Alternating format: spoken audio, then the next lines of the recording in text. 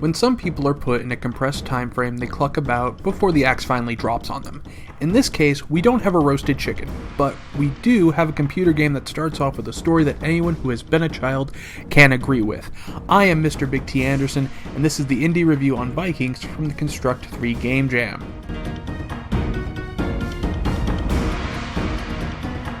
Now before we get to that, let me start off with what we actually need to play the game.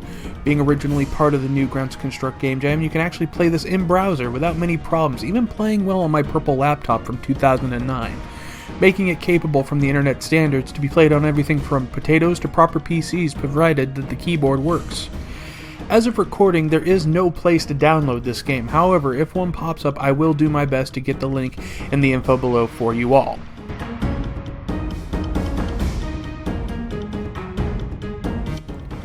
After getting your russet of choice and plugging a keyboard in it, we need to get to the story. Vikings follows the story of a young woman who had gone to the museum, enamored with the Viking history, where after rushing past everything as the museum opens just to see the exhibit, where she notices they actually have a virtual reality experience, and that is where our game begins.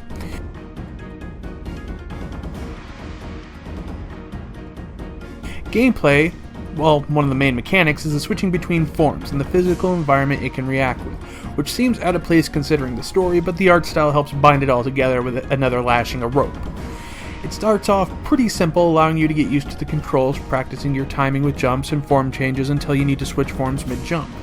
Indie game enthusiasts may find a relation of this game mechanic from Color Symphony, and if you are not quick on your form changes, you can find yourself down another level or having to start a puzzle or stage from scratch. Enemies come in mostly two sizes, and that is the ones you can kill with a couple of hits of your axe, and the ones big enough to make you question the size of your blade. It is a platformer at heart, and knows where it should keep its heart. If you're not a fan of that sort of quick-triggered bouncing that it takes to succeed, then this may not be for you.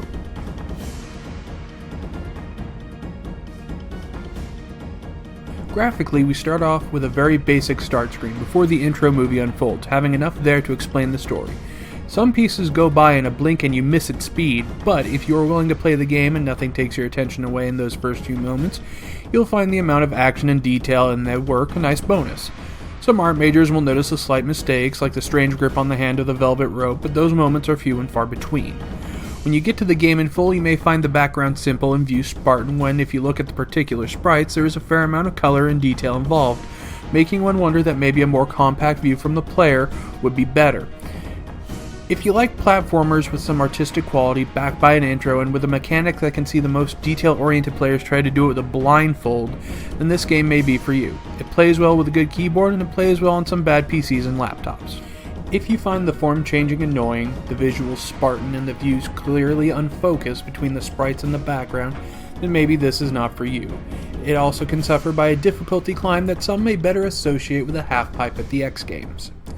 But Vikings is a game where you feel like a kid from the word go, and despite the difficulty curve and some graphical mistakes, it makes you really believe what game jams can do.